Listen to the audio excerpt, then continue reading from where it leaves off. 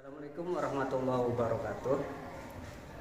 Nama saya Nur Sobat, mahasiswa PPG PIT 1 UIN Sunan Kalijaga, Yogyakarta, akan mengadakan UKIN, praktek mengajar. Semoga apa yang saya sampaikan bisa menjadi inspirasi baik bagi diri saya sendiri maupun orang lain. Itu saja dari saya. Assalamualaikum warahmatullahi wabarakatuh. Waalaikumsalam warahmatullahi wabarakatuh. Oke, apa kabarnya semua? Baik. Baik ya. Baik, pada hari ini Bapak masuk akan mengajarkan tentang sejarah kebudayaan Islam.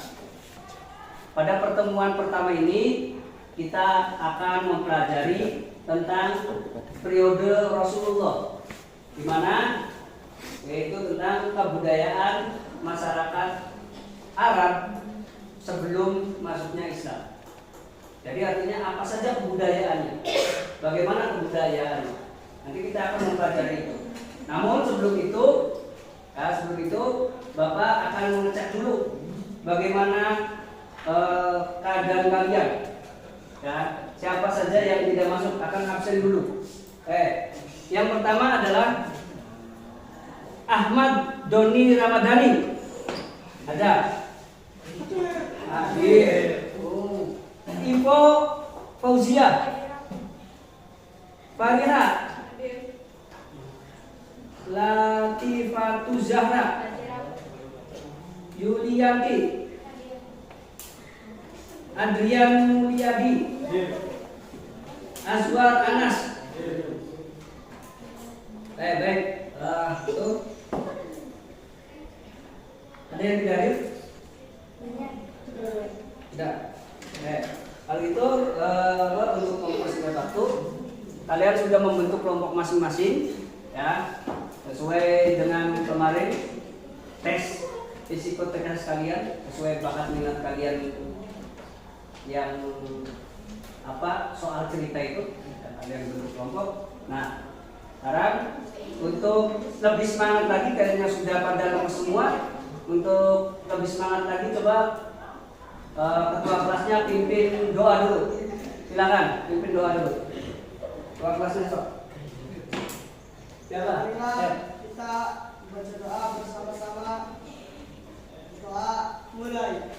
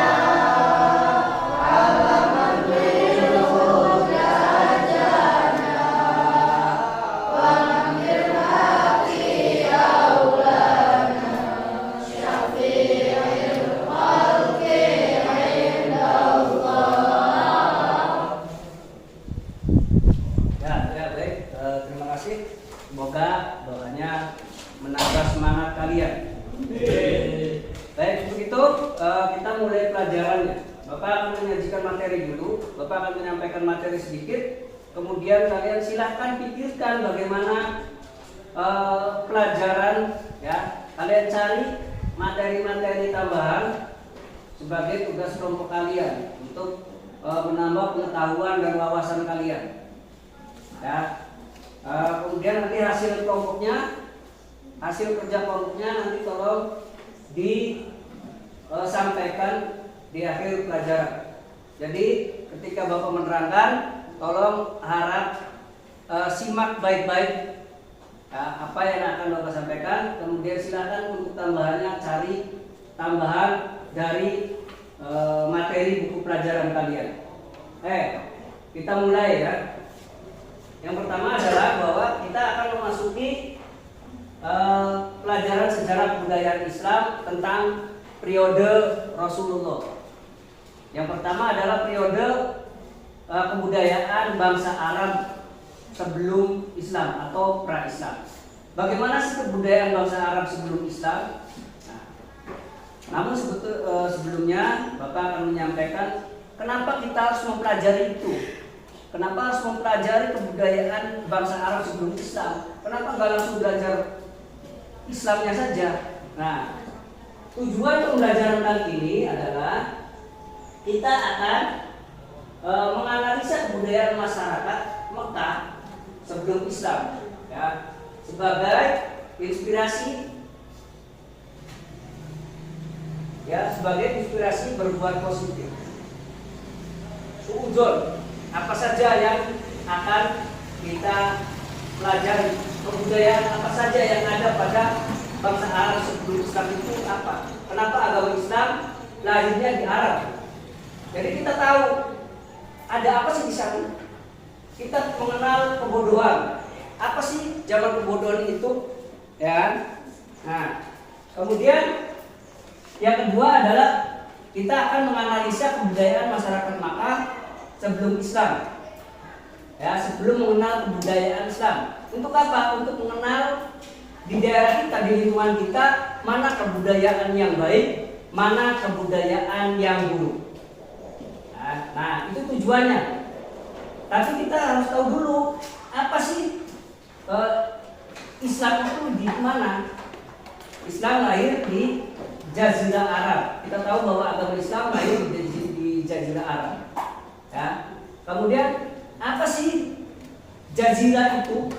Apa bedanya dengan Uni Emirat Arab? Apa bedanya dengan Saudi Arabia? Coba kelompok 1, dari kelompok 1 perwakilan kalian coba apa yang dimaksud dengan Jazirah Arab itu apa? Coba dibaca.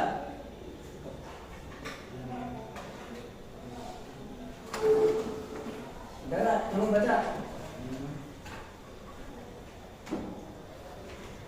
Woi.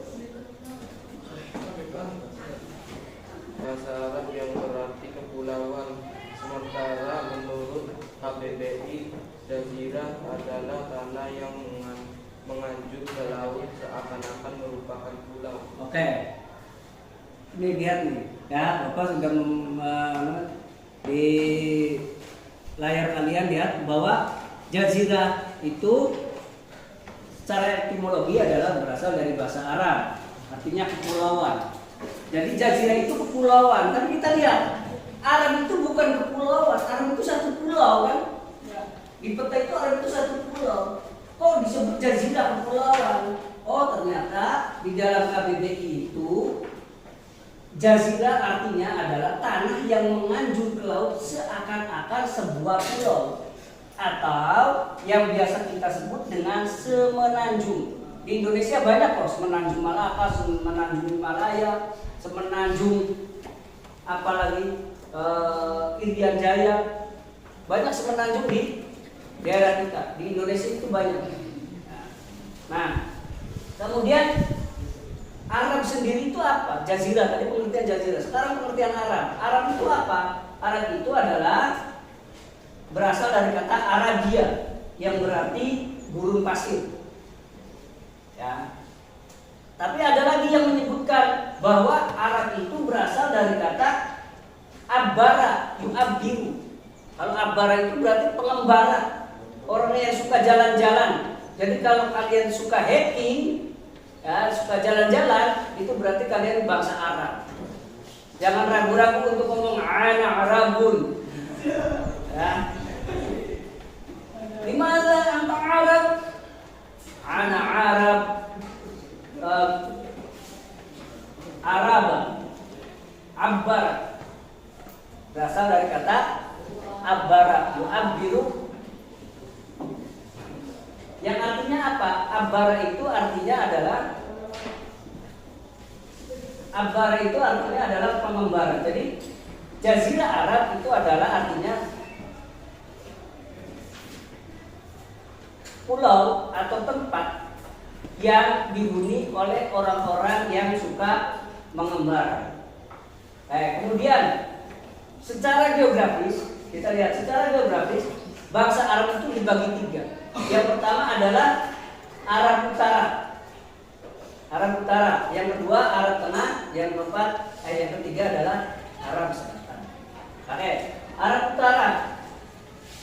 Arab Utara ini adalah Arab yang sangat subur.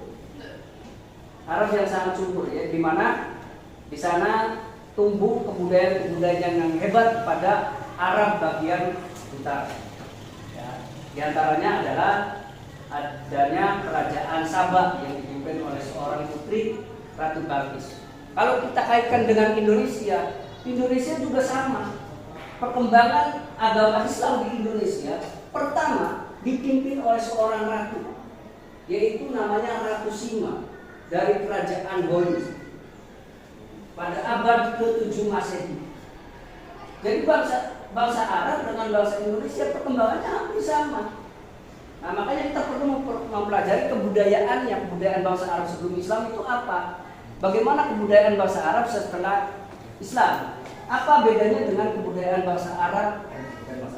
Kebudayaan bangsa Indonesia sebelum Islam. Bedanya apa? Karena ada kaitannya. Nah, ini yang dimaksudkan pelajaran ini. Yang kedua adalah Arab Tengah. Arab Tengah itu tempat lahirnya Nabi Muhammad, di mana tempatnya tandus, yang gersang. Hidupnya hanya mencari dari orang-orang yang datang di Arab Tengah. Kemudian yang ketiga adalah Arab Selatan. Arab Selatan ini Arab yang tempatnya subur, daerahnya subur, penuh dengan oase. Ya, jadi di sana banyak orang-orang yang kuat, orang-orang yang hebat, hidupnya keras. Ya. Maka dari situ pembagian Arab, berdaerah Arab.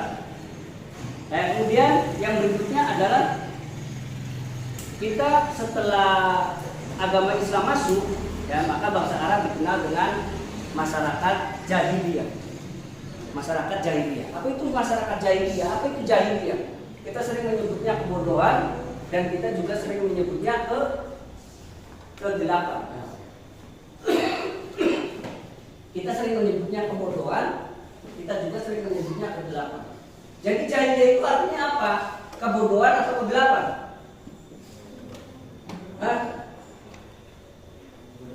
Ya, artinya kebodohan atau kegelapan. Coba kita perhatikan dari sini. Saya nggak kelihatan tulisannya, saya nggak lihat. Jahiliyah adalah konsep dalam agama Islam yang menunjukkan masa di mana penduduk bangsa Arabnya berada dalam ketidaktahuan atau kebodohan. Ketidaktahuan dalam hal apa? Ketidaktahuan dalam hal apa? Itu petunjuk akan ilahi. Jadi kebodohannya tidak tahu petunjuk akan ilahi. Kebodohannya itu, atau kebodohan dalam hal akidah. Tapi kalau diartikan kegelapan bagaimana?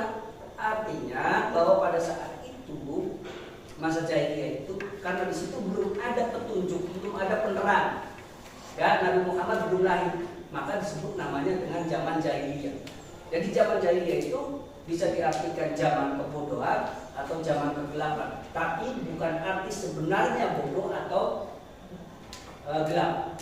Karena pada saat itu kebudayaannya sudah maju. yang bisa kita tarik? Oke, kita lihat berikutnya.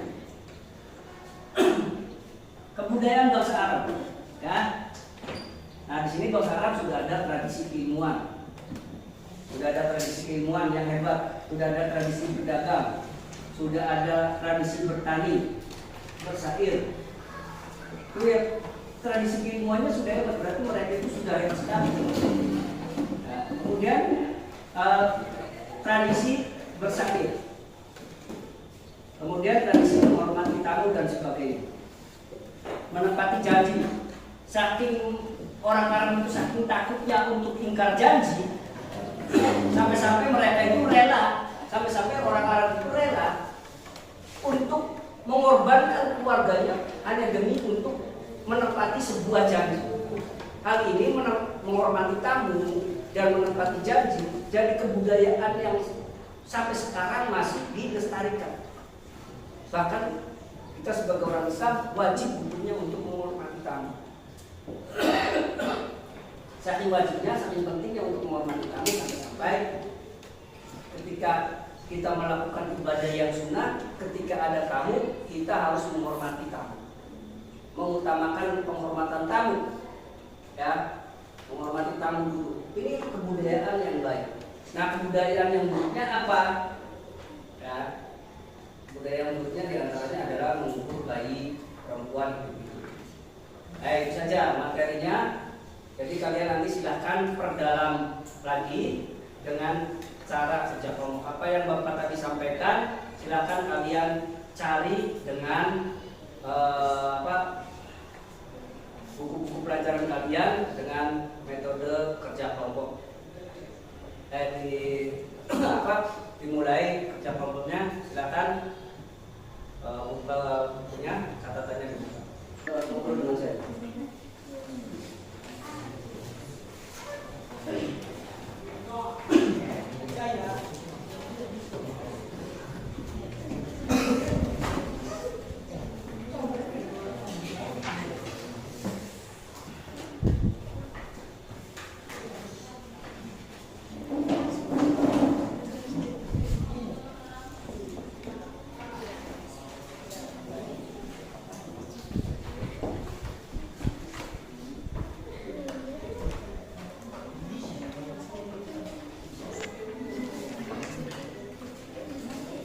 Dede anak dakwah.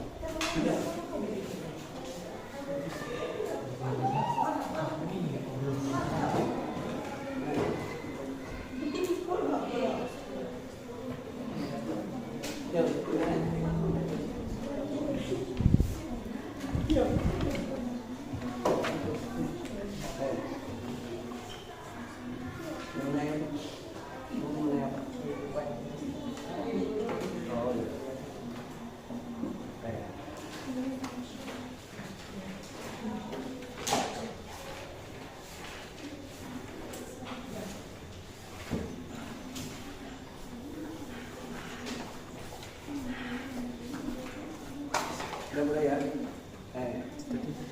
Jadi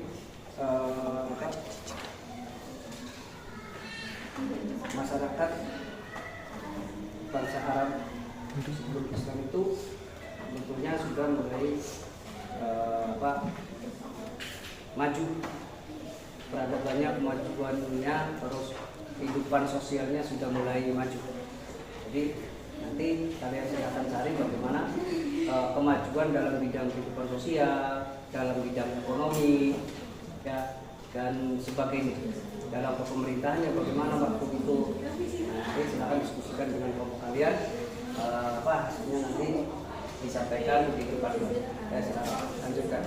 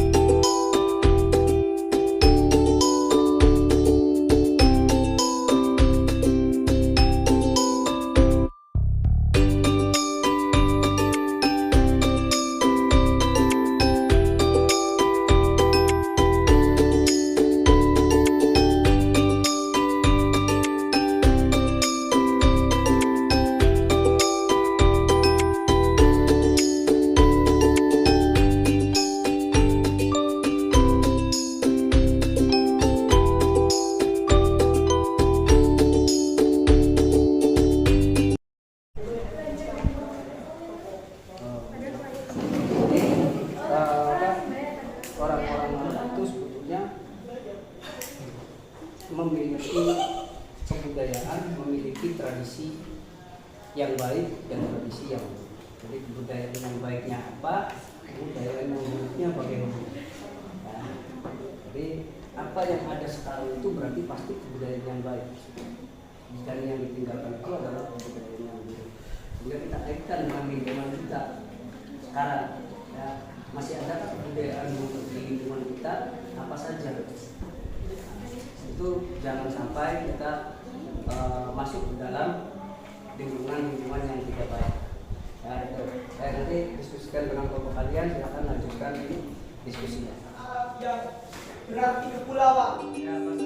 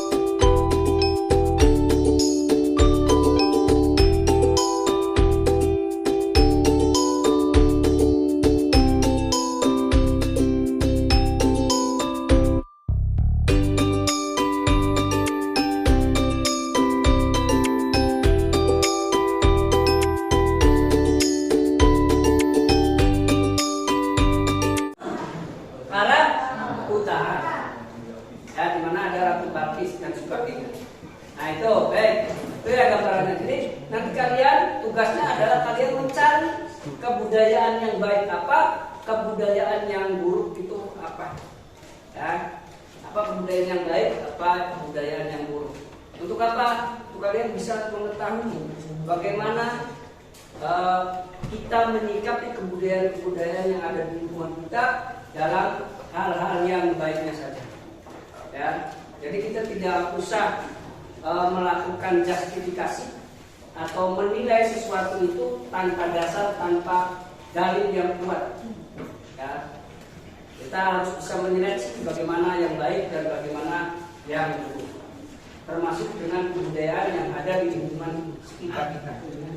Ya, supaya kita bisa mencapai kehidupan yang lebih baik. Baik, itu saja dari Bapak ya. Itu saja pelajaran hari ini. Mudah-mudahan apa yang sudah kita laksanakan hari ini bisa mendapat ridho Allah Subhanahu wa taala, menambah wawasan kita sehingga kita menjadi insan-insan yang baik yang sesuai dengan moto sekolah kita, yaitu berakhlakul karimah. Baik, itu saja dari saya. Semoga apa yang Bapak sampaikan ada manfaatnya. Wassalamualaikum warahmatullahi wabarakatuh. Waalaikumsalam.